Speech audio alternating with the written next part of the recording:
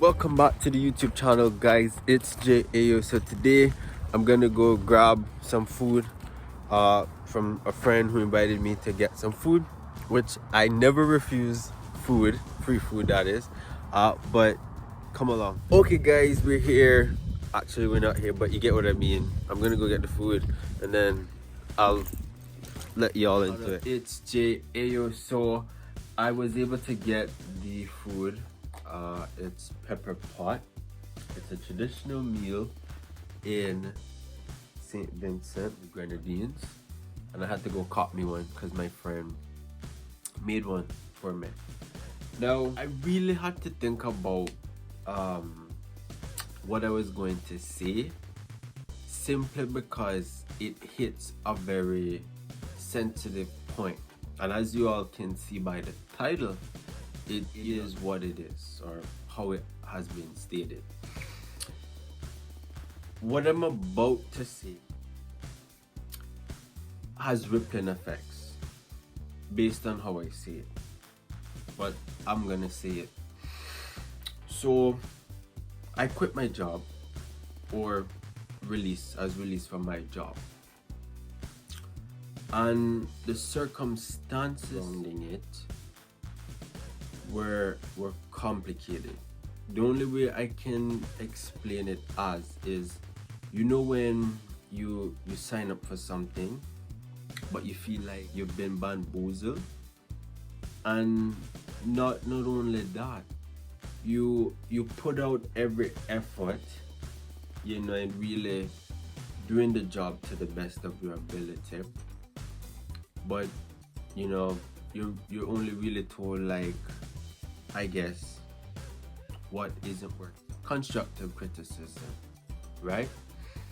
But I also realized that at some point, that no matter what I did, it still just wouldn't have been good enough for that company.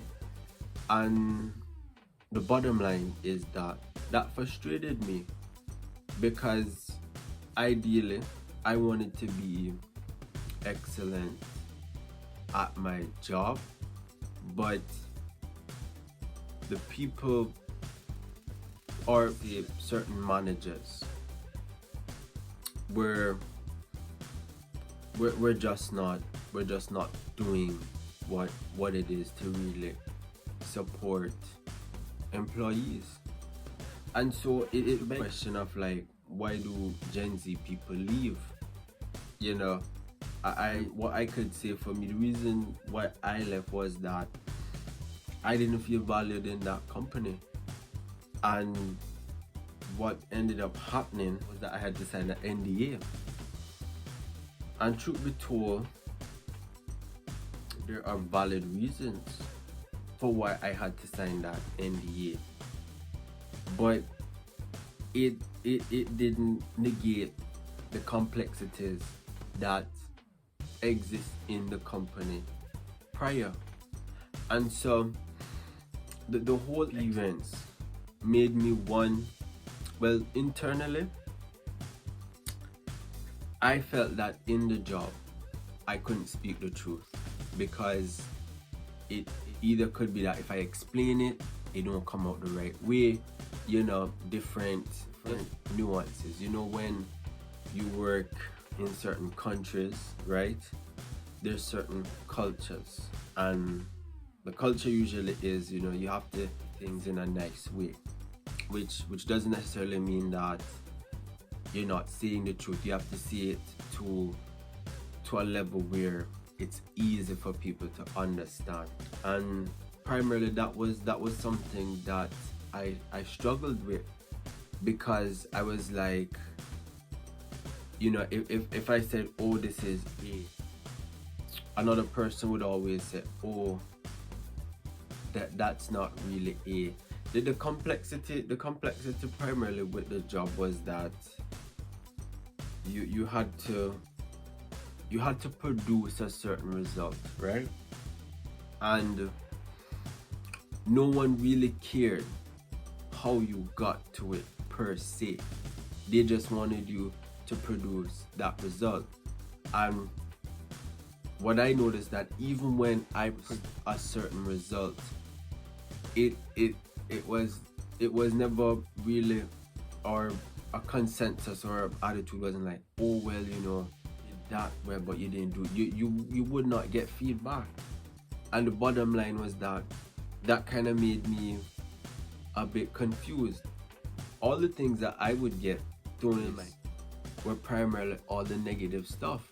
So for me, I did not want to say the truth when it came to that company, and I left begrudgingly, and I started my own company, because sometimes, you know, if you're not gonna make progress with that you're working on, why stay? Why put yourself through the wire to explain something that people don't get, or even if you explain it, people don't get it. You know, people want to try to understand you, how the way you think. And to be honest, the reason why I would say I struggled with explaining that to people is that primarily I was scared of myself, scared of being honest with myself. It goes really deeper at the end of the day, personally with me, which I had to reckon with, but realized that the job wasn't giving what it was supposed to give, and that primarily came from support and, you know, really seeing how best I could be supported. But the bottom line is, young people always leave bad companies which have bad managers and bad directors, and that plays an important role in the interaction employee. So if you have a director who is always looking allegedly at just figures but doesn't really look at what is needed to support the staff to get outcome, do you think it's going to improve? No. And that's where it stood. And the lack of understanding at the end of the day is what primarily drove me to leaving that company. And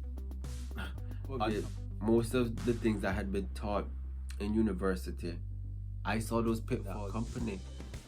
So no matter if they tried to work on it, it wouldn't have been a good outcome, because that company struggled with innovation primarily, and they expected that the approach that they had would work, which it did work, but it never really brought like a wow fact, like, yeah, you know.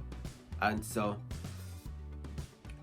it wasn't really a hard choice at the end of the day. But what I'm saying is that when you have an idea and you believe in that idea and people doubt you about that idea, still carry out that idea, or still work on it, still bring it into fruition, because people may not see what you see at the end of the day, and you might be disregarded for it. But if you believe in the idea and the mission that you have at the end of the day, and that it can bring about something tangible, whether it's a company or starting a new business, you do it. Because it doesn't make sense you go to a job and you're dissatisfied in terms of your output and your appreciation, because you could be paid $1 million at the end of the day, but if you're not appreciated for the value and feel valued, that $1 million won't be worth the effort put in. And that's what I had to learn at the end of the day. And I'm grateful for that company in terms of them teaching me that hard lesson. But you know, I have a vision, I have an idea, I believe in what I believe in terms of my business. But you know, guys, sorry to make it so serious at the end of the day.